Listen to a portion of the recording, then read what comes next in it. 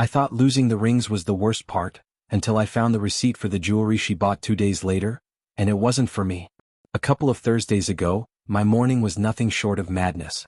I was in the middle of our usual weekday scramble, making sure our 2 kids were dressed, fed, and out the door in time for school. Right around 7:30, just as I was trying to locate a missing shoe and pour cereal at the same time, the phone rang, slicing through the noise. I glanced at the caller ID. An unfamiliar area code popped up, which made me pause.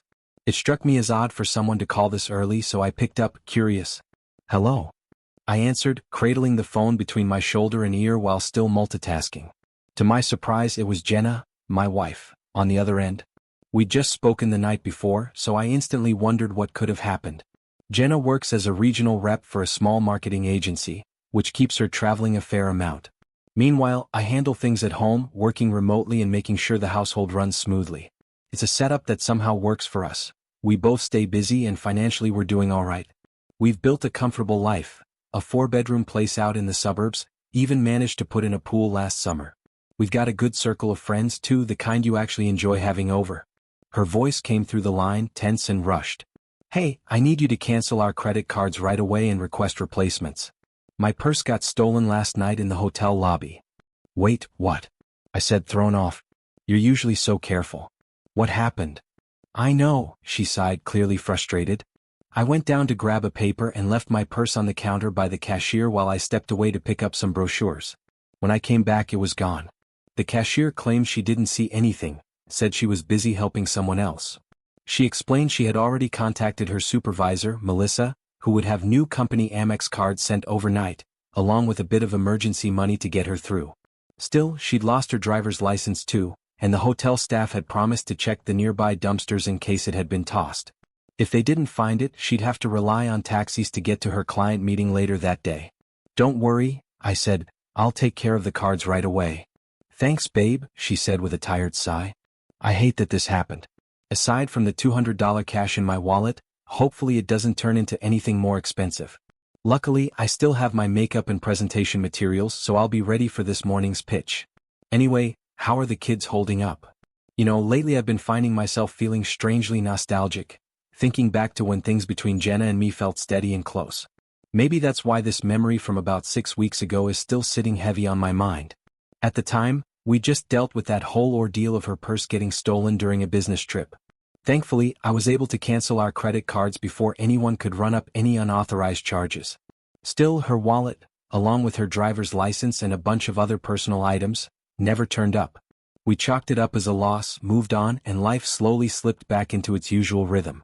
But earlier today, while rummaging through the filing cabinet looking for our home insurance policy, I stumbled across something that stopped me cold. A folder tucked behind some old documents, filled with monthly statements from Jenna's personal investment account at Fidelity. It's the one tied to the inheritance she received after that horrible accident that claimed her parents a few years back. She's always handled it privately, and I've tried to respect that space. Back when her parents passed, the inheritance totaled around $350,000. I hadn't seen anything related to it in years, so curiosity got the better of me. I skimmed through a few of the more recent statements and, to my surprise, saw that the account had grown to over $400,000. She'd done well with it. But something caught my eye. A $3,000 withdrawal from the money market portion of the account dated almost exactly 6 weeks ago. Right around the same time her purse supposedly vanished. That got me thinking, what did she use that money for? I dug a little deeper, and that's when I saw it. A check written out to a local jewelry store. The name was familiar, one of the upscale places in the city she had been visiting when the purse went missing. I couldn't shake the feeling that something didn't add up. She never mentioned going to a jewelry store. Not a word. And it's not like we were planning any big purchases. We did talk vaguely about replacing our wedding bands a while back after she said the diamond in hers had loosened. But we hadn't settled on anything. I remember her telling me it was tough to find something that felt right. That part stuck with me because a few weeks after the alleged theft, the store actually called us. They mentioned the issue with the ring and reassured us that it was covered under their 90-day warranty policy. They even offered to inspect the setting, suspecting it might have been weakened. At the time, it felt like a small hiccup in our day-to-day life, nothing more. But now, in the shadow of everything else, it feels different. Less like a miscommunication and more like a missing piece of a much larger puzzle. Out of sheer instinct, I reached out to the hotel where Jenna had been staying during her trip. I asked if they had any official report regarding her stolen purse. To my surprise, they did. Within minutes, they faxed me a copy. Reading it felt like the floor dropped out from under me. It was a formal written statement, signed by Jenna herself. But the details didn't match what she had told me that morning. In the report, she wrote that the purse was stolen while she was dancing in the hotel's ballroom. She'd left it unattended in a booth, and when she came back, it was gone. No mention of going down to the lobby for a newspaper. No mention of picking up brochures. Just dancing. I sat there holding the paper in my hands, staring at it like it might change if I blinked enough times. It didn't. It just raised more questions. Why lie about something so specific? And what was she doing at a jewelry store days later, spending thousands, if her priority was just replacing a few cards and getting to her meeting? I don't know. Maybe there's an explanation. Or maybe this is the beginning of a truth I've been avoiding for too long. It had started to gnaw at me. The little things that, once overlooked, now screamed for attention. The way Jenna carried herself when she traveled. The way she was always prepared. There was something clinical about her routine, especially the way she packed for business trips. I couldn't shake a particular thought. If she was meeting other men, if that's really what was happening, she couldn't rely on them to be prepared. She would have had to bring her own protection. And that led to a haunting question. Where would she keep it? Definitely not at home, not with me and the kids always around. And probably not in the car either, not where I could accidentally stumble across something. The most likely place I figured was her office. Or, more specifically, tucked away inside that big leather briefcase she always took on her trips. The one she used for her laptop, paperwork, client presentations. That thing went everywhere with her, almost like a shadow. It had its own place in the trunk, and she guarded it more closely than her purse. I wanted answers. I needed something concrete. So I asked her casually, trying to keep my voice steady, "Where are you headed this time? Will you be leaving first thing in the morning? Maybe we could spend a little time together before you go?" She gave me that soft, apologetic smile, the kind that lands heavier than anger ever could. "I miss all of you too," she said gently, almost rehearsed. "Let's definitely try to do something before I leave." The kids were nearby, their ears possibly catching fragments of our conversation, so I tried to keep my expression neutral. But inside I was unraveling. I could barely touch my food. My stomach was in knots. Still, I tried to focus on the day-to-day. "Don't worry," I said. "During the week, the kids and I will stick to the regular routine. Maybe we can plan something fun and family-friendly for the weekend." She nodded quickly, like she was grateful for the distraction. "That sounds great," she said, and for a moment I wanted to believe it.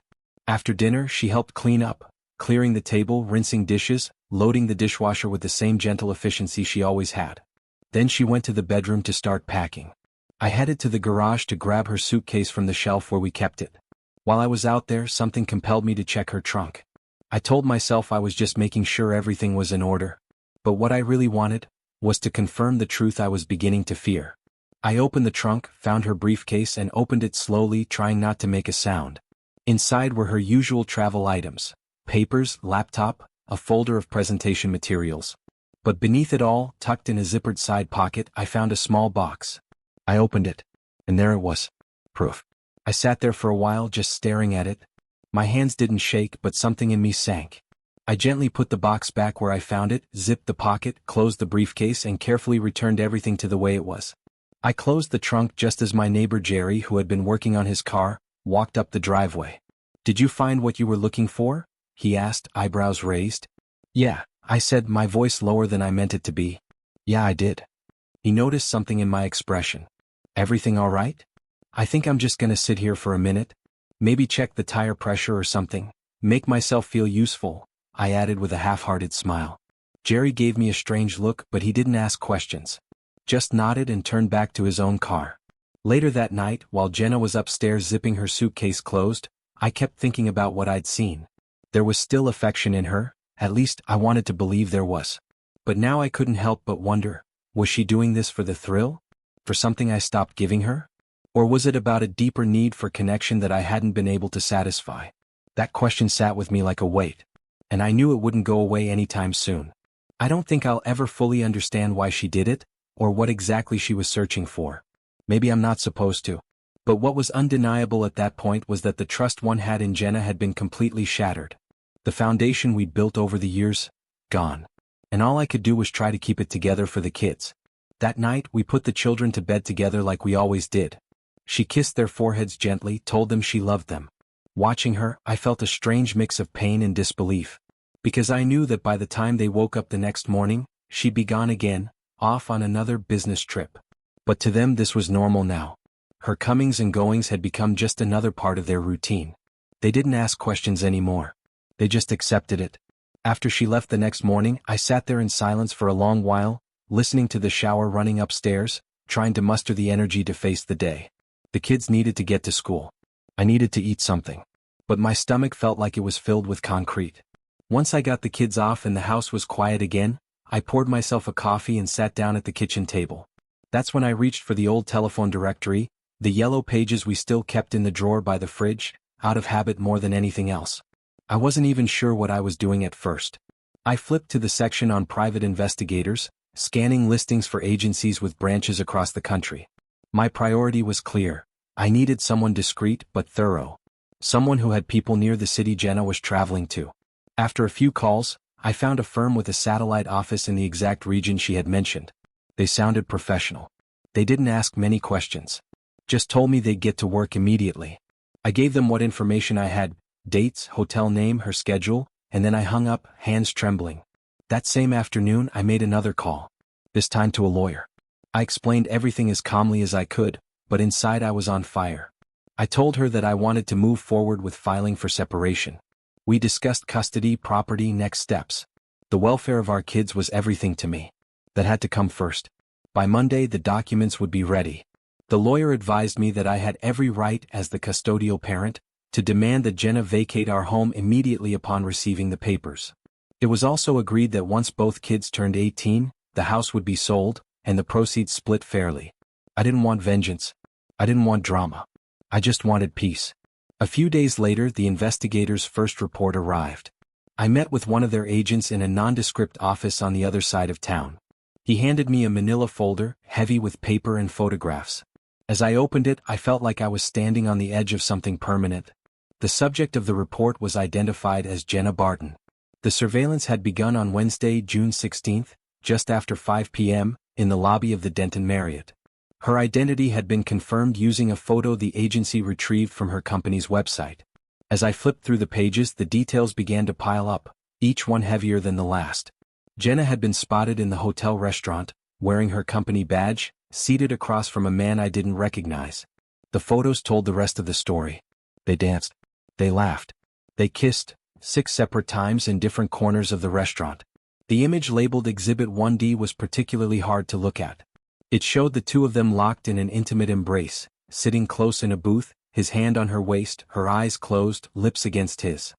At 8:51 p.m., the report noted that they both left the restaurant, got into the elevator, and went up to Jenna's floor.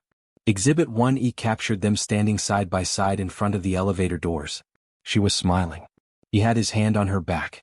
That night, when she called to check in, as if nothing had happened, there was a strange tone in her voice. Something distant, like she wasn't really present. She said she hoped I was doing okay, that she wanted things to get better between us. But I could hear the edge in her voice. Not guilt exactly. Something colder. Like resignation. I didn't argue. I didn't confront her. Not yet. I just said, "I'm fine," and let the conversation drift into silence. The next morning, everything felt different.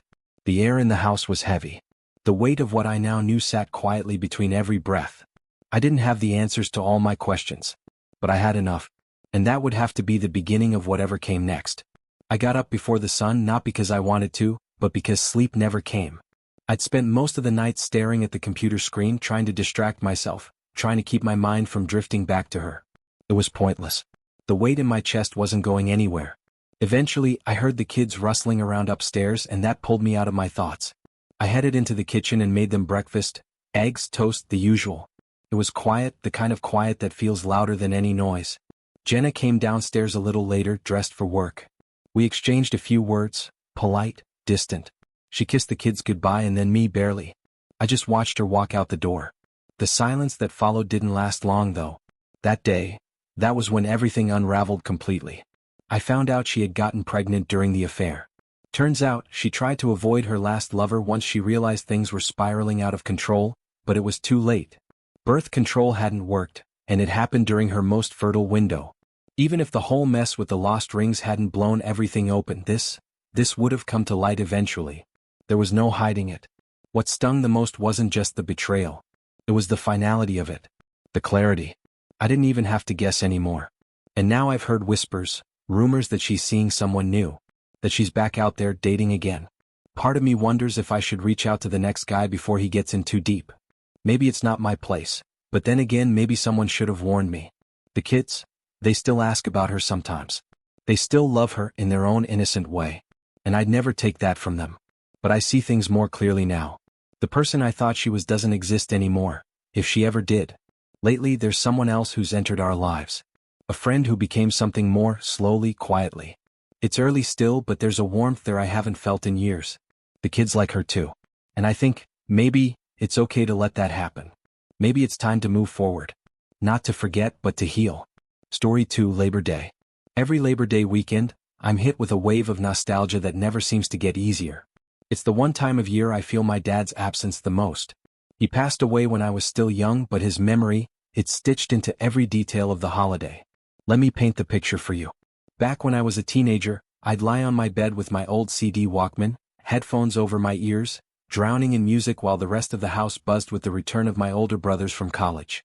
Labor Day meant fishing trips with Dad, cracking jokes by the lake, early morning drives with thermoses full of coffee and a cooler packed for the day. It was our tradition. But that one year I didn't go. Instead I had plans, big ones. A road trip with my boyfriend at the time, who I thought was going to be my forever. I was so excited I told everyone about it. Showed it off a bit too much if I'm being honest. I was young, proud, and maybe a little naive. I thought it made me look strong, like I had someone by my side who really saw me. Then, the day before we were supposed to leave, he dropped the bomb. He broke up with me. Just like that. And as if that wasn't enough, he casually mentioned he'd been seeing 2 other girls behind my back the entire time. I didn't even know how to process it. It was one of those moments that slaps the breath out of you.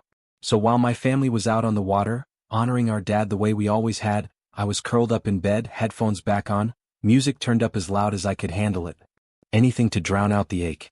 Funny how even the calmest days can carry the biggest storms. It started with a sound, something warm, familiar. I was in my room, headphones on, lost in my own world, when I caught the unmistakable melody of my mom's laughter drifting up the stairs. That laugh. It had always been like background music in our house. Light, vibrant, full of life. It brought comfort. But that day something felt off. I paused my music and slid my headphones off just to listen a little closer. At first, I figured she was on the phone with one of her sisters or an old friend. It wouldn't be unusual for her to get caught up in long conversations filled with inside jokes and bubbly exchanges. But then I heard him. A man's voice, low, unfamiliar, and too close. It wasn't coming through a phone. He was in the house. My stomach tightened. It wasn't just 2 people chatting, it was the kind of hushed intimacy that instantly made the air feel heavier. His voice blended with hers in a way that didn't sound innocent. That's when it hit me. I felt like the wind had been knocked out of me. My mother, the woman I had always seen as a moral compass, someone who lived with dignity and honor, was not alone. And not just that. The tone, the laughter, the ease, it painted a picture I wasn't ready to see. My father wasn't home. And now, that truth, that awful possibility, started taking form in front of me. I didn't know what to do. I sat frozen for a moment, numb. Then instinct took over. I reached for the old video camera we kept in the hallway closet. My hands were shaking as I turned it on. I wasn't trying to invade privacy, I just needed to know. Needed something I could hold on to. Proof that what I suspected wasn't just some twisted misunderstanding. I crept downstairs as quietly as I could, the camera tucked close to my chest. I positioned myself out of view, hidden just around the corner from the living room. The audio wasn't perfect, it was grainy, soft, but it was enough to pick up their voices. More laughter. Soft talking. Pauses that spoke louder than words. I stayed there, silent, hoping to capture that one undeniable moment, something that confirmed everything without question. The door opening. A touch. Anything.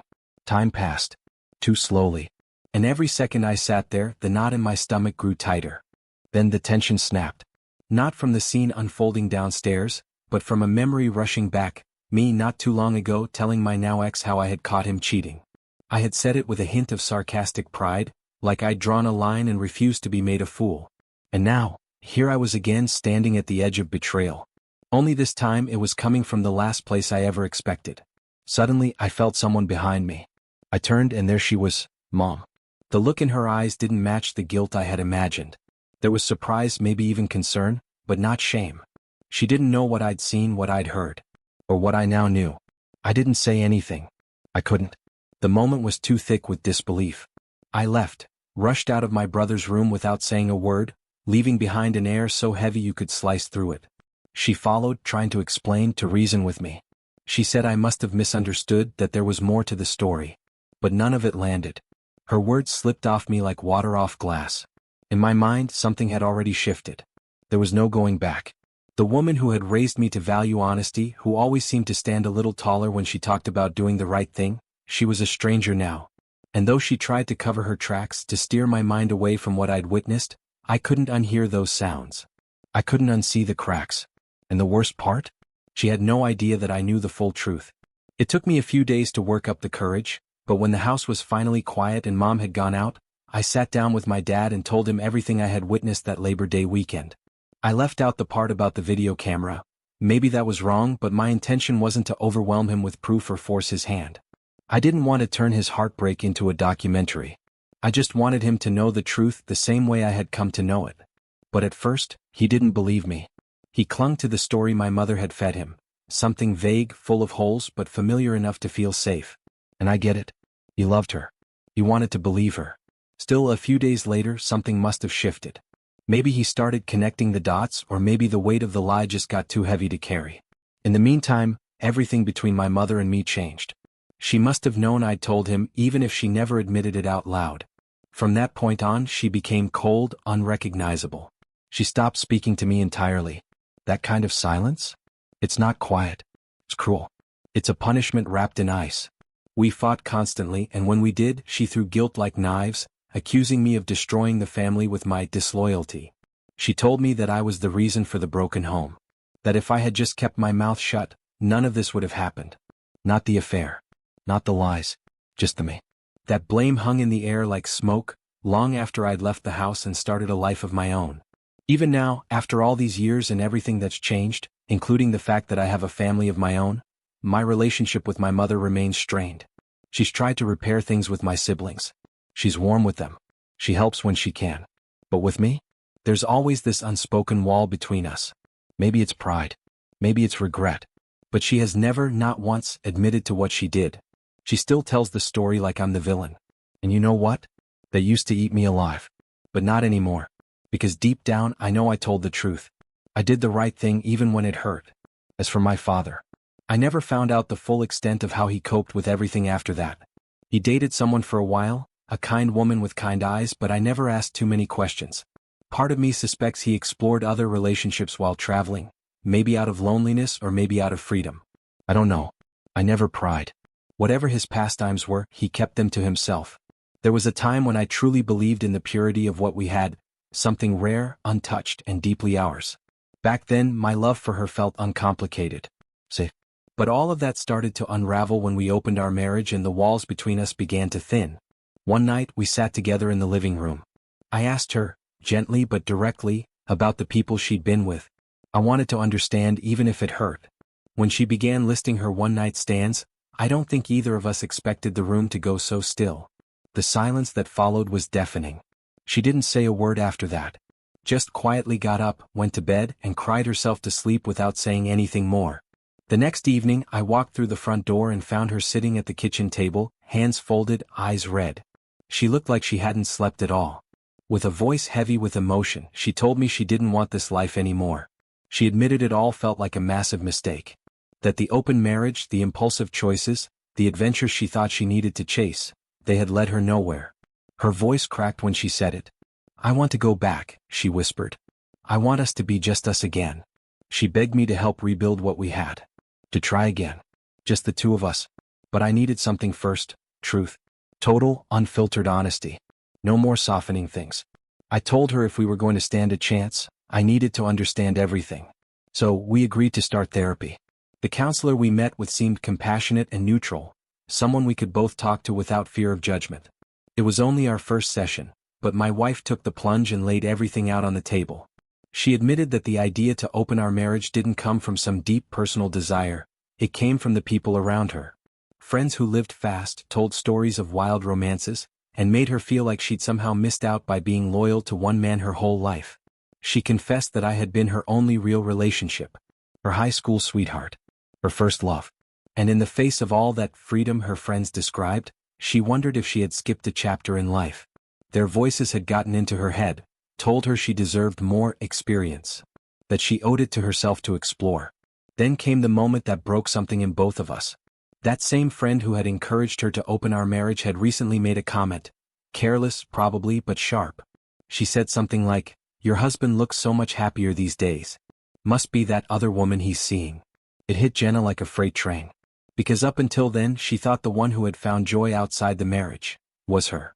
That realization, that the light in my eyes wasn't because of her anymore, was almost too much for her to bear. She told me she felt dizzy. She said it was like her heart dropped right out of her chest. She finally saw what I'd been seeing for months, that our love had been cracked wide open, that neither of us could walk through it the same way again. But she didn't stop there. She told me there had been someone else, emotionally not physically. A man who, according to her, understood her, who praised her, admired her, made her feel seen. They had shared long talks, deep stares, subtle touches. But nothing more. She swore it wasn't technically cheating. He said we were just appreciating each other's beauty, she told me. That because it wasn't physical it didn't count. That manipulation had left her convinced it was harmless. But saying it out loud, in front of me and the therapist, shattered whatever justification she'd been holding on to. When the words finally came out, it was like a dam broke inside her. She started trembling, struggling to breathe, the tears coming fast and uncontrollably. She was shaking, her whole body overwhelmed by the guilt she'd kept locked inside for too long. I couldn't say anything. I was in shock. My hands clenched, not out of rage but just to keep myself from falling apart. "I never stopped loving you," she whispered, barely able to look me in the eye. Not for a second. And for some reason that's what hurt the most. Because if she loved me through it all, through the lies, the silence, the betrayal, then what was it all for? She reached for my hand unexpectedly, and when she squeezed it, tight, almost desperate, it caught me off guard. Her fingers trembled against mine, and it was like something cracked inside her in that moment. She didn't say much at first, but her eyes, the way they locked onto mine, it was all there. Regret. Pain. Clarity. She finally admitted that what she had been chasing, whatever thrill or freedom she thought she needed, wasn't love at all. It had been a mirage. A poor imitation of the connection we once had. And now, looking back, she saw how foolish it was to mistake that emptiness for something meaningful. But for me it was too late. I stood up, gently pulled my hand away and left. I didn't slam the door. I didn't raise my voice. I just walked out with a quiet finality. I went back to the apartment I'd been staying in, the one that slowly started to feel like home in the aftermath of everything. And then, more news came. The woman I had briefly been seeing after our marriage cracked open. Someone who had stood by me when I needed honesty more than anything, called me with a trembling voice. She'd found out she was pregnant. But before anything could settle, before there was time to even imagine what that meant for either of us, she lost the baby. The doctor said it was stress. She'd been carrying the weight of betrayal, heartbreak, and loneliness all at once. The humiliation of being lied to, the sudden breakup, the sense that she had opened herself up only to be left behind, it was all too much. And in her grief she snapped. She exposed everything. She told the company about the affair. Told the manager's fiancé too. His carefully curated life fell apart almost overnight. Given his position and the company's code of conduct, the consequences were brutal. Rumors flew about possible termination, legal fallout, even industry blacklisting. And she knew she wasn't immune either. She had crossed lines too. But she accepted it. The damage was done. All she could do now was face whatever came next. Later she reached out to thank me. She told me that sharing my side of the story had helped her see the bigger picture. She apologized again, for the hurt, the mess, the unintended consequences. Her voice carried sorrow but also strength. She was learning to carry her pain without letting it poison her. Meanwhile, back at home, well, what used to be home, Jenna must have felt the shift. I think she knew I was no longer in the same emotional orbit. She tried one last time to pull us back into the rhythm of what we used to be. One night before I left again, she initiated intimacy. I gently turned her down. That's when she lost it. Her voice, usually so composed, rose to a level that carried through the walls. "What does she give you that I don't?" she screamed. "What can she possibly offer that I can't match?" She shouted so loud I'm sure the neighbors heard every word. She stood there, shaking, telling me she'd do anything to fix what we had. That she was still my wife. That she could be whoever I needed. But what she didn't understand, what she maybe never fully grasped, was that this wasn't about passion or performance. It wasn't about what one woman could provide over another. It was about trust. And once that breaks, it's not always something you can rebuild.